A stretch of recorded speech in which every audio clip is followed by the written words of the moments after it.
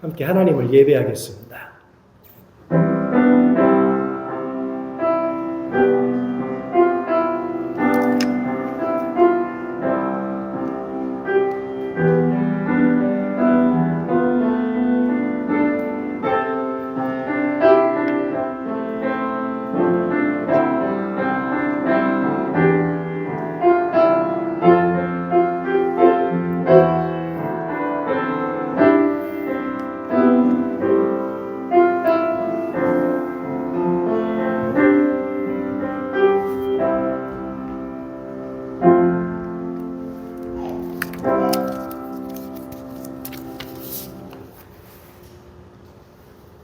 믿음이 없이는 하나님을 기쁘시게 하지 못하나니 하나님께 나아가는 자는 반드시 그가 계신 것과 또한 그가 자기를 찾는 자들에게 상 주시는 이심을 믿어야 할지니라. 호흡이 있는 자마다 여호와를 찬양하라는 말씀을 기억하며 저희가 감사와 찬미로 하나님을 예배하며 이 자리에 있습니다. 우리가 드리는 간절한 기도에 귀를 기울여 주시고 은혜를 사모하는 심정을 헤아려 진리의 말씀으로 충만하게 채워 주옵소서. 우리의 지친 몸에 안식을 주시며 상처난 마음에 위로와 평안을 주옵소서. 저희로 가장 겸손하고 낮아진 마음이 되어 높으신 하나님을 예배하게 하옵소서. 예수님의 이름으로 기원하옵나이다. 아멘. 성장로께서 기도하실 때 다 함께 기도하겠습니다. 사랑하는 아버지 하나님, 오늘 저희를 불러 이곳에서 아버지께 예배하게 하심을 감사합니다. 삶의 분주한 일상 가운데 저희가 하나님을 예배하고 하나님을 만나는 것이 어떤 의미인지 돌아보게 하시고 늘 우리 삶에서 하나님을 만나고 예배하는 것이 우선순위가 되기를 원합니다. 자고 나면 세상은 새로운 갈등과 다툼 그리고 반목과 질시의 사건과 사고가 우리 주위에 가득한 것처럼 보일 때가 많습니다. 그러나 하나님께서 이 혼돈의 세상 가운데서도 살아계시고 좌정하시어 친히 다스리시는 것을 알기에 저희가 이 세상을 본받지 않고 하나님 아버지의 길, 우리 예수님께서 보여주신 낮고 낮은 겸손과 순종의 길, 기약이 없고 세상에 아무런 빛과 영광도 없는 썩어지는 하늘의 미랄 같은 그 길을 소망하며 살아내는 저희가 되기를 기도합니다. 많은 사람과 다투어 내 목소리를 내고 나의 뜻을 관철시키려는 태도보다는 각자의 목소리와 뜻이 서로에게 전달되고 함께 어우러지는 그런 아름다운 어울림의 소리같이 저희가 저희의 삶과 주변 이웃 그리고 저희가 속한 공동체에서 화평을 이루며 살아가게 하여 주시옵소서. 주님이 가르쳐 주시고 보여주시는 평화를 발견하고 이를 우리 삶에 살아내는 저희 링컨 한인교회가 되기를 소원합니다. 이를 위해 각자가 겸손하고 온유한 마음뿐만 아니라 용기와 담대함도 허락하시어 저희의 삶에 주님의 평화를 해하는 여러 가지 방해 요소들을 단호하게 거부하고 세상의 길로 다시 돌아가고자 하는 안일함에 대하여 맞서 싸우는 하나님 나라 군사의 일원으로 온전히 스스로를 바라볼 수 있기를 소원합니다. 저희 교회와 공동체를 위해 기도합니다. 남금여 권사님 남편 란을 위해 기도합니다. 이분을 돌보는 의사, 간호사, 그리고 병원 시스템을 통해 하나님께서 이분을 지키고 붙들어 주심을 알게 하여 주시고 무엇보다 실수가 없이 치료와 회복의 과정이 진행되도록 이끌어 주시옵소서. 함께 돌보시는 남금여 집사님, 권사님 지치지 않도록 주님께서 붙들어 주시고 우리 교회가 함께 계속해서 우리 교회 가족들을 위해 병낫기를 간구하는 공동체가 되기를 소원합니다. 이뿐만 아니라 저희의 믿음의 식구들 가운데 다른 여러 가지 걱정과 근심, 고민이 있을 줄 압니다. 주님께서 이들의 아픔과 오랜 고난을 또한 아시오니 주님 보듬어 주시고 주님의 사랑과 자비 가운데 위로하여 주시기를 간구합니다. 더욱이 우리 박경현 목사님 건강을 지켜주시고 오가는 길 운전 가운데 안전을 보호하여 주시며 밝고 활기찬 모습으로 저희와 함께 신앙생활을 할 수 있도록 기도드립니다. 예배의 시작과 끝을 주님께서 온전히 주관하여 주시기를 기도하며 이 모든 말씀 예수님의 이름으로 기도합니다. 아멘. 우리에게 주신 하나님 말씀 요한일서 4장 7절로 12절의 말씀입니다.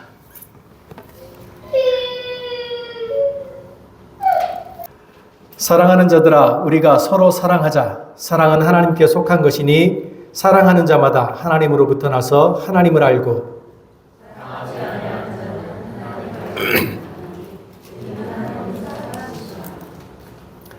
하나님의 사랑이 우리에게 이렇게 나타난 바 되었으니 하나님이 자기의 독생자를 세상에 보내심은 그로 말미암아 우리를 살리려 하심이라.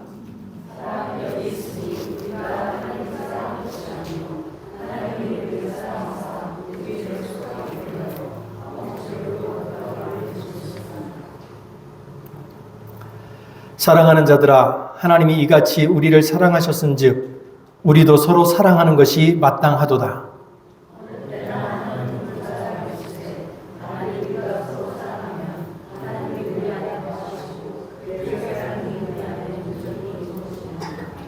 아멘.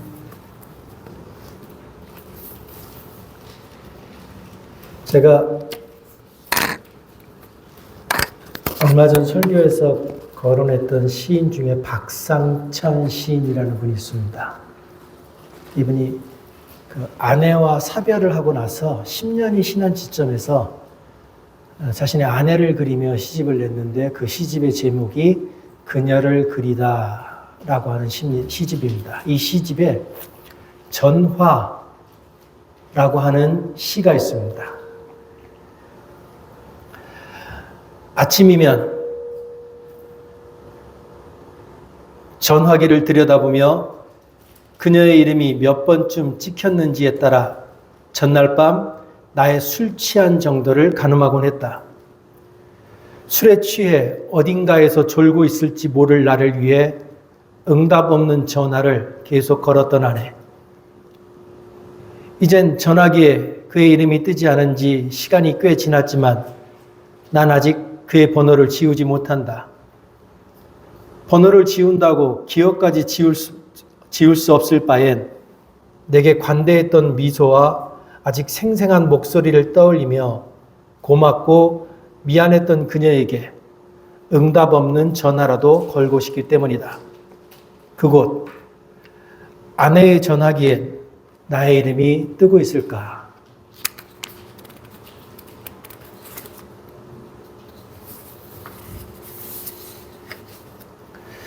사람이 느끼는 육체적인 고통 가운데 가장 큰 고통이 총상이라고 합니다. 그런데 제가 느끼기에 사람이 사랑하는 사람을 잃었을 때 느끼는 심리적인 고통은 총상을 당하는 것, 총에 맞는 고통보다도 크고 길게 우리를 아프게 하는 것 같습니다. 사랑하는 사람을 잃은 아픔이 얼마나 심각하고 괴로운 건지 가수 백지영은 이렇게 노래했습니다. 총 맞은 것처럼 정신이 너무 없어. 총을 맞은 것처럼 정신이 없답니다. 사랑하는 사람 잃은 게. 그런데 우리가 사랑한 사람을 잃었을 때 느끼는 고통이 총을 맞은 것처럼 크다면 잃어버렸던 가족을 다시 만나는 건 그것만큼이나 역시 큰 기쁨일 겁니다. 여러분 혹시 누가 이 사람을 모르시나요? 라고 하는 노래를 아시나요? 1983년 6월 30일에 시작해서 그해 11월 14일까지 총 453시간 동안 생방송으로 진행됐던 이산가족을 찾습니다 라고 하는 프로그램에서 이 방송이 되기 시작하면서 사람들에게 많이 알려진 곡입니다. 여러분들이 표정을 보아하니 모르시는 듯 합니다. 이 곡은 이렇게 시작합니다. 누가 이 사람을 모르시나요?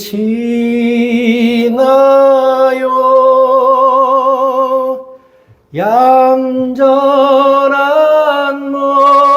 몸매에 빛나는 눈, 고운 마음 씨는 달덩이 같이.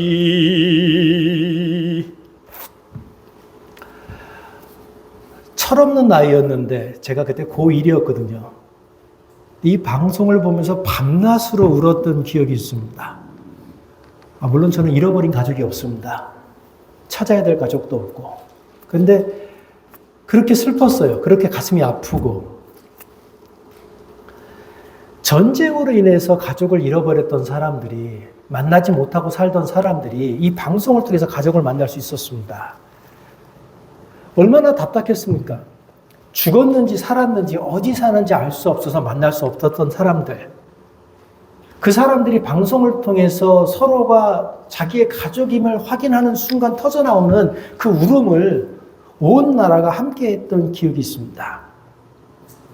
여러분, 이제 지금 보시는 그림은 렘브란트의 탕자의 귀향이라고 하는 작품입니다. 헨리 나우에는 이 그림에서 영감을 받아서 탕자의 귀향이라고 하는 책을 썼습니다. 그림을 잘 보시면 집에 돌아온 아들과 집에 아버지와 늘 함께 있던 아들이 있는데, 집에 늘 함께 있던 아들, 큰아들의 모습은 어둠 속에 잠겨 있어요. 탕자의 귀향이 반갑지 않은 겁니다. 그런데 이 돌아온 아들을 반기는 아버지와 그 아들이 부둥켜 안고 있는 이 모습을 보면 헤어졌던 가족이 만나는 그 기쁨이 어느 정도인지 보여주고 있습니다. 이유를 불문하고 사람이 사랑하는 사람을 만날 수 없다고 하는 것은 매우 슬프고 힘든 일입니다. 아담과 하와가 태초에 죄를 지었습니다. 아담과 하와가 죄를 짓고 받은 벌은 이별이었습니다. 아담과 하와가 죄를 지음으로 말미암아서, 그 인간의 죄로 말미암아서 인간은 하나님과 이별하게 되었습니다. 그 죄로 인해서 인간은 타인과 이별하게 되었습니다. 그 죄로 인해서 인간은 자연과 이별하게 되었습니다. 인간이 받은 벌은 단순히 낙원에서 쫓겨나는 것이 아니었습니다. 인간이 받은 벌은 인간이 낙원에서 쫓겨남으로 인해서 하나님과 타인과 그리고 자연과의 관계가 단절된 것입니다. 예수님의 제자 중에서 요한은 유독 성격이 급하고 과격했던 사람입니다. 실례로 예수님과 함께 제자들이 사마리아의 한 마을을 지나갈 때 그 마을에 있던 사람들이 예수님이 그 마을로 들어오는 것을 반겨하지 않았어요. 마을 사람들이 예수님이 마을로 들어오는 것을 반겨하지 않으니까 요한이 그 형제 야고보와 함께 예수님을 찾아가서 뭐라고 말하냐면, 예수님, 우리가 하늘에서 불을 내려서 저 마을에 있는 자들을 다 죽여버리기를 원하십니까? 라고 말을 합니다. 그러니까 자기가 스승으로 모시는 그 예수님을 그 마을 사람들이 받아들이지 않는다고 하자 하늘에서 불을 내려서 다 죽여버렸으면 좋겠습니까? 이게 심판에 관한 거, 하늘에서 불을 내려서 죽인다는 얘기는 하나님의 심판에 관한 겁니다.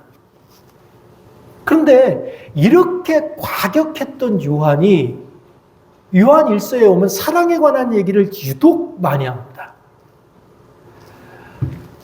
한글 개정개혁 성경을 보면요, 요한 1서에 사랑이라는 단어가 총 51회, NIV라고 하는 영어 성경에는 46번이 나옵니다.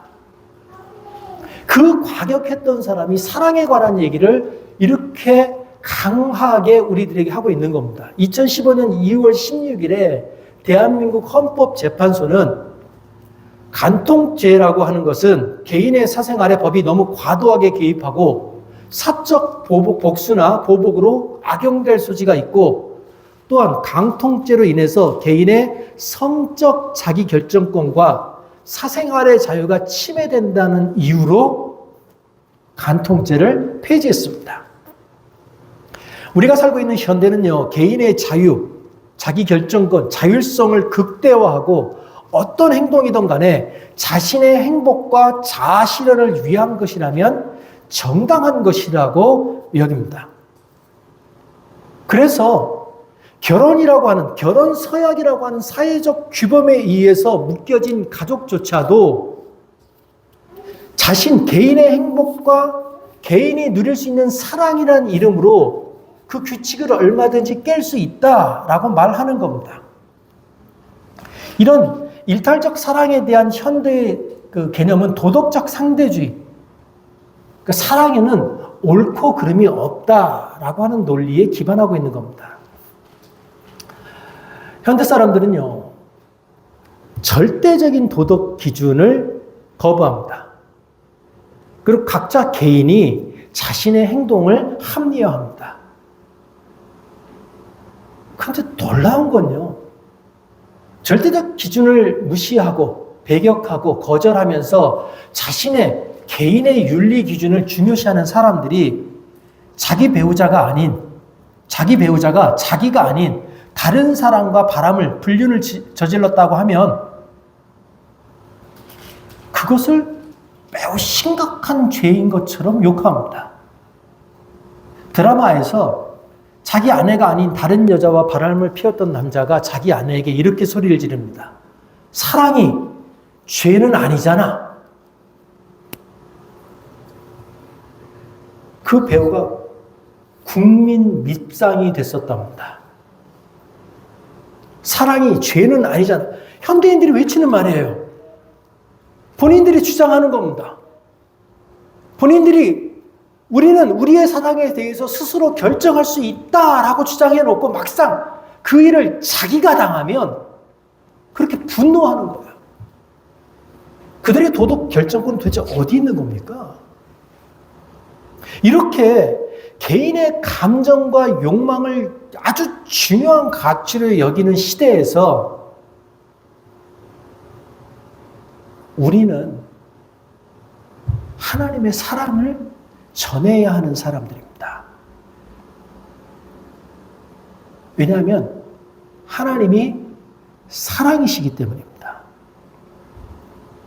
만약 우리가 사랑이신 하나님을 믿는다면 우리는 하나님을, 타인을, 그리고 자연을, 가장 중요한 것은 자기 자신을 사랑할 수 있어야 합니다.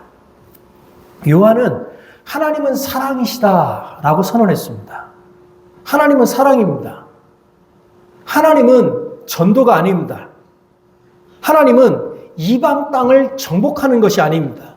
하나님은 교세를 넓히는 분이 아닙니다. 하나님은 아랍 국가에 가서 땅밟기를 하는 분이 아닙니다. 하나님은 절에 가서 찬양을 하는 분이 아닙니다. 하나님은 이스라엘 사원 앞에 가서 돼지고기를 구워 먹는 것이 아닙니다.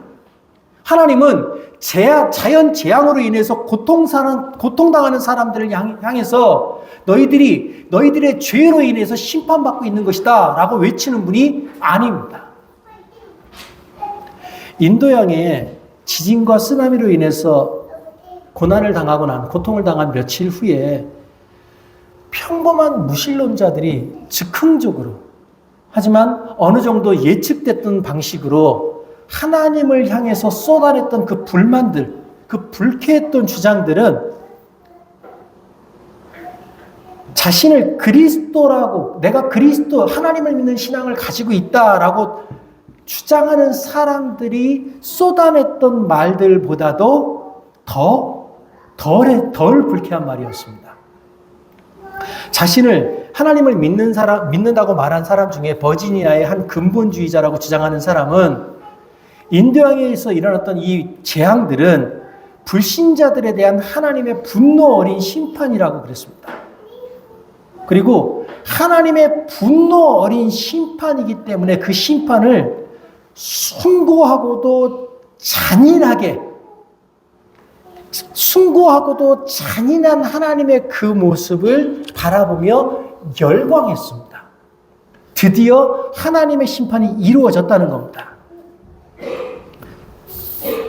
또 어느 보수적인 카톨릭 교회의 언론인은 아주 교양 있는 말투로 이렇게 말했습니다. 하나님께서 우리 모두에게 귀한 교훈을 주기 위해서 이 쓰나미와 재앙을 일으키셨다.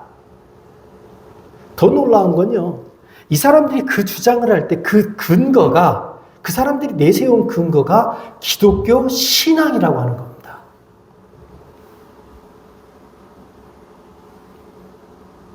이 사람들이 남을 저주하는 말을 내뱉으면서 그 근거로 삼은 것이 하나님이기 때문에 그 말을 무시할 수 없는 겁니다.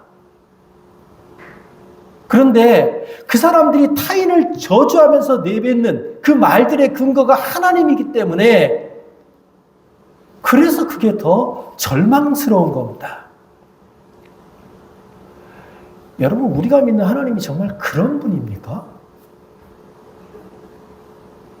정말 우리가 믿고 있는 그 하나님이 당신의 말을 듣지 않고 당신을 거절하면 그렇게 벌하고 심판하고 저주하시는 분입니까? 성경을 보면요, 성경에 나타난 하나님은요, 우리가 믿는다고 하는 그 하나님은요, 종교적인 행위들을 그렇게 좋아하지 않습니다. 성경에서 하나님은요, 오히려 당시 전형적인 제사였던 번제, 제물을 불살라서 하나님 앞에 드리는 그 번제를 혐오한다고 말씀하십니다. 너희들이 드리는 그 번제가 너무 혐오스럽고 지겹고 역겹고 토할 것 같다라고 말씀하십니다. 그러면서 뭐라고 말씀하시냐면 하나님이 원하시는 것은 변하지 않는 사랑이다. 그리고 그 뒤에 이 말씀을 붙입니다. 나는 너희가 나를 알았으면 좋겠다. 하나님을 알지 못하는 자들이 제물을 불에 태워 번제를 드리면서 그 앞에서 길길이 뛰면서 그런 종교적 행위를 통해서 자기 만족을 한다는 거예요. 근데 하나님이 원하시는 것은 사랑이라고 하는 거예요.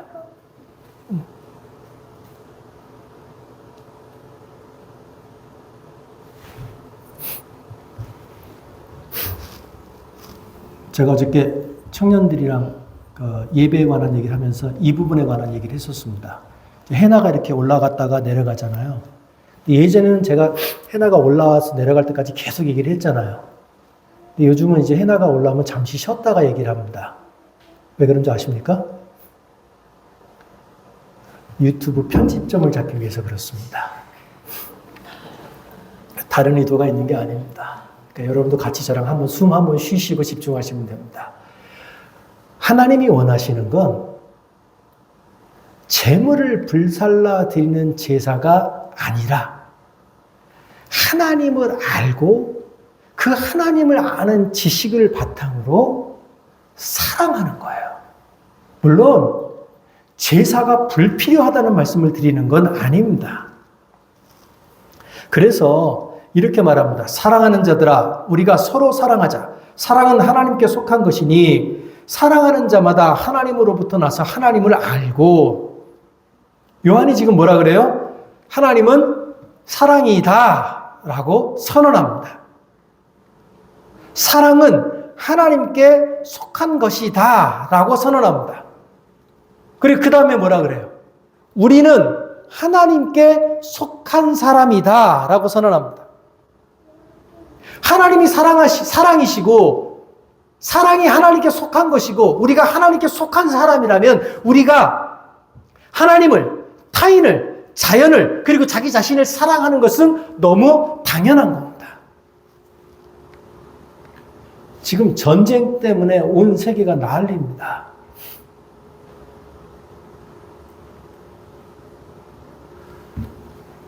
근데 그 전쟁을 바라보면서요, 우리가 해야 되는 사랑은 그 전쟁을 일으킨 자들을 향한 비난이 아니라 그 전쟁으로 인해서 고통당하고 있는 자들을 돕기 위한 실제적인 행동이 되어야 합니다. 우리가 해야 되는 사랑은요, 그것이 누구의 죄 때문인지를 따지고 옳고 그름을 따지고 난 후에 행해지는 것이 아닙니다. 우리의 사랑은 우리를 사랑하신 하나님의 사랑에 대한 자연스러운 반응으로 자연스럽게 나타나는 겁니다. 그래서 사랑은 하나님의 사랑을 느끼고 깨달은 자만이 할 수 있는 겁니다. 예수님은 새 계명을 너희에게 주느니 서로 사랑하라. 내가 너희를 사랑한 것 같이 너희도 서로 사랑하라고 말씀하셨습니다. 우리가 타인을 사랑해야 되는데 우리가 타인을 사랑하는 그 타인의 사랑이 어느 정도 수준이냐면 예수님이 우리를 사랑하셨던 수준입니다. 우리를 위해서 십자가에 달려 돌아가셨던 그것만큼 우리도 사랑해야 한다는 겁니다. 요한은 아주 간단하게 말합니다. 하나님은 사랑이시라. 요한은요 지금 하나님의 여러 속성 중에 사랑이 하나 있다라고 말하지 않습니다. 요한은 사랑이라고 하는 것은 우리가 선택할 수 있는 여러 가지 것들 중에 한 가지다라고 말하지 않습니다.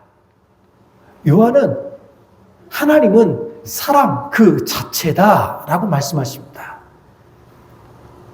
그래서 요한은 하나님이 사랑이시기 때문에 하나님의 사랑을 받은 우리도 사랑해야 한다라고 말하는 겁니다. 그런데 하나님은 사랑이시다.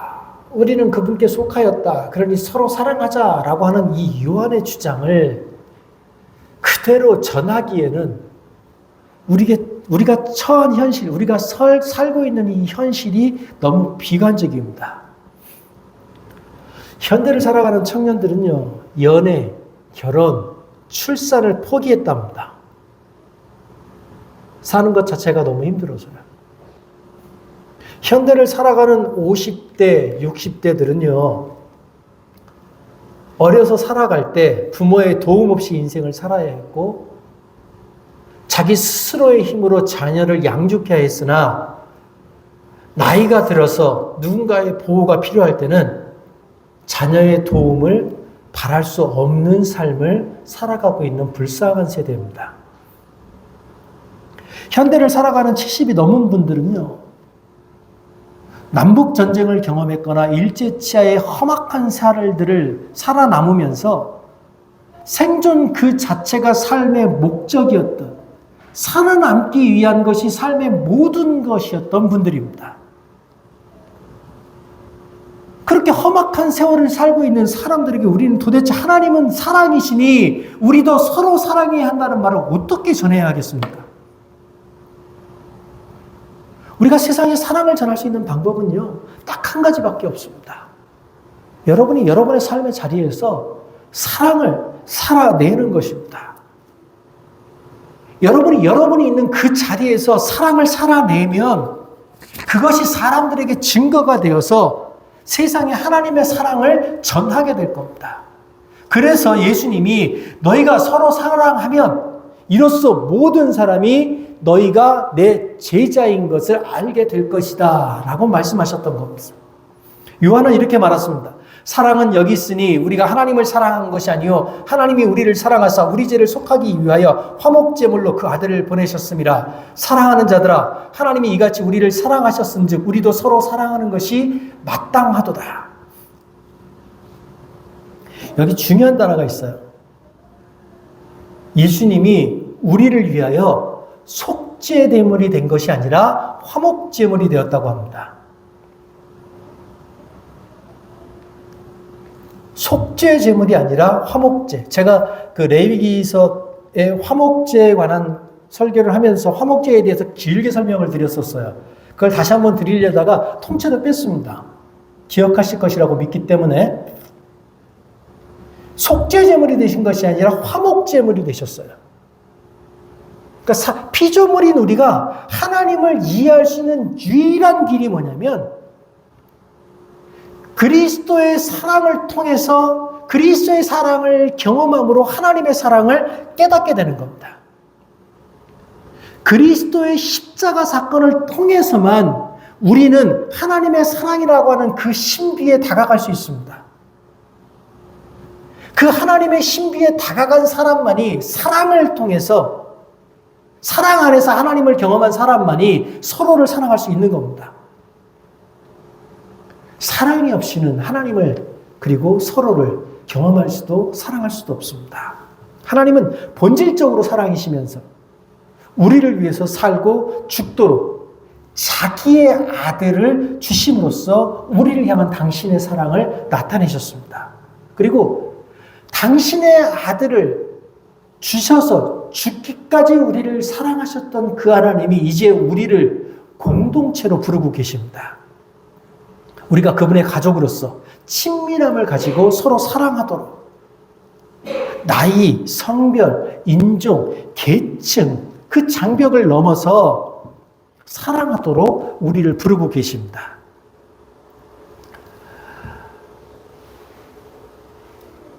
때문에 우리는 우리가 행하는 그 사랑을 통해서 우리의 믿음을 측량할 수 있습니다. 사랑하는 사람은요, 그 행위를 통해서 하나님에 대한 지식이 자라나고 날마다 성장하게 됩니다.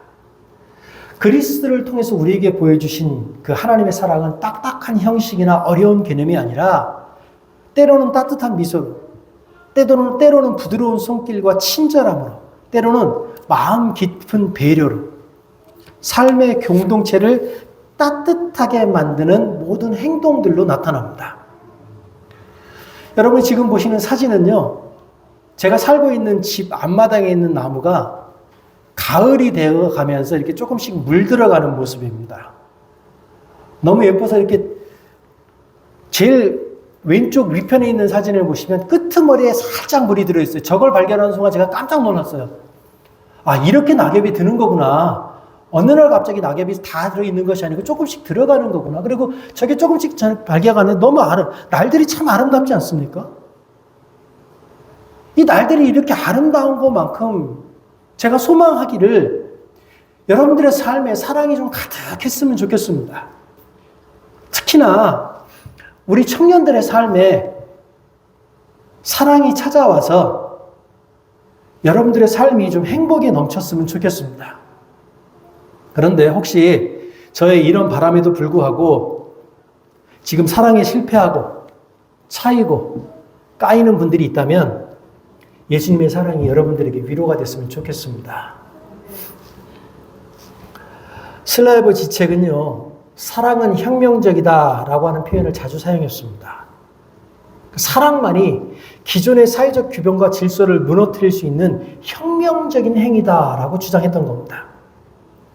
그는요, 사랑은 다른 모든 것들을 중단시키는 사건이라고 말하면서 사랑이 주체의 삶의 방식을 완전히 변화시킨다라고 강조했습니다. 폭력과 증오, 슬픔과 원한으로는 세상을 변화시킬 수 없습니다. 지책의 말처럼 사랑의 힘으로 상호 성장해 나가는 공동체만이 세상을 변화시킬 수 있습니다. 이 이름을 읽기가 참 한스 우스르 폰 발타자라고 하는 사람이 영광의 신학, 기독교 미학이라고 하는 책을 썼는데 이 책에서 하나님의 사랑을 아름다움과 연결시키면서 이렇게 말합니다. 인간이 하나님의 사랑을 갈망하고 바랄 때 그 사랑이 인간을 변모시킨다. 인간이 하나님의 아름다움을 바라고 추구할 때 인간 자체가 아름다워지고 하나님이 선하시기 때문에 그 사랑을 추구하는 사람은 점점 더 선해지고 하나님의 사랑이 참되시기 때문에 그 사랑을 추구하는 사람은 점점 더 진실하고 참된 존재가 된다는 겁니다. 그래서 사람이 사랑을 하면 성품이 고와지고 삶이 아름다워지는 겁니다. 그런데 만일 우리 청년 중에 지금 사랑을 하고 있는데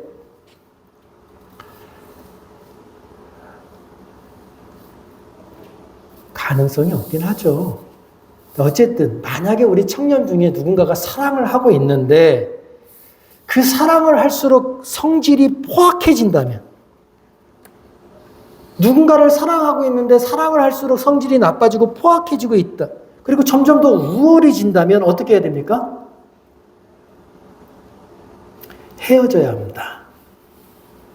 여러분, 본문에서는요, 고백과 행동이 항상 결합되어 있듯이 믿는 자들에게 하나님의 사랑은 선물이지만 동시에 믿는 자들에게 하나님의 사랑은 선물이지만 동시에 상호 사랑과 상호 성장의 의무이기도 합니다.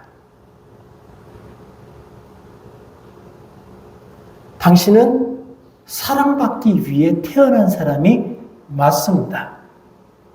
그러나 동시에 당신은 사랑해야 하는 사람인 겁니다. 그래서 어느 때나 하나님을 본 사람이 없으되 만일 우리가 서로 사랑하면 하나님이 우리 안에 거하시고 그의 사랑이 우리 안에 온전히 이루어지느니라. 우리는 하나님을 볼 수 없습니다. 그래서 요한은 본문에서 우리가 하나님을 볼 수 있는 두 가지 방법을 제시합니다. 하나는 성육신 하신 하나님, 예수님을 통해서 하나님을 보는 겁니다. 그리고 다른 하나는 우리가 서로를 사랑함으로, 우리가 서로를 사랑할 때 우리의 사랑 안에 하나님이 거하시게 되면 그 사랑을 통해서 우리는 하나님을 볼 수 있게 됐다라고 말합니다. 소망이 우리를 부끄럽게 하지 아니함은 우리에게 주신 성령으로 말미암아 하나님의 사랑이 우리 마음에 부은 바 됨이라. 우리가 서로 사랑할 때 성령으로 말미암아 부여된 하나님의 사랑을 통해서 하나님을 볼 수 있는 신비를 경험하게 될 겁니다. 오늘 본문은 우리에게 하나님이 우리를 사랑하시느냐에 관한 이야기를 하는 게 아닙니다. 오늘 본문은 우리에게 우리가 지금 서로 사랑하느냐라고 묻고 있는 겁니다. 왜냐하면 우리가 지금 서로 사랑하면 우리는 그 사랑을 통해서 우리 안에 거하시는 하나님을 만나게 될 것이기 때문에 그렇습니다.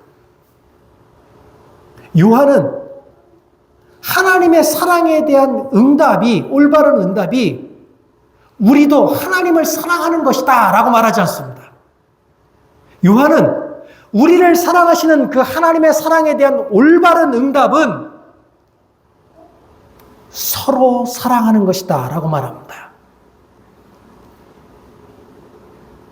우리의 연약함을 아시는 하나님께서 진실한 사랑을 나누시는 가운데 그분의 나타나심의 실제적인 증거로 성령 하나님을 우리에게 부어주신다고 말합니다. 그러니 여러분, 하나님의 사랑을 경험하기 위해서, 하나님을 만나기 위해서 먼 거리를 방황할 필요도 없고 기도원이나 수도원을 찾아갈 필요도 없습니다. 우리가 서로를 사랑하는 그 순간에 마음으로 서로를 사랑하는 그 시간과 그 공간에 하나님이 우리와 함께 하십니다. 기도하겠습니다.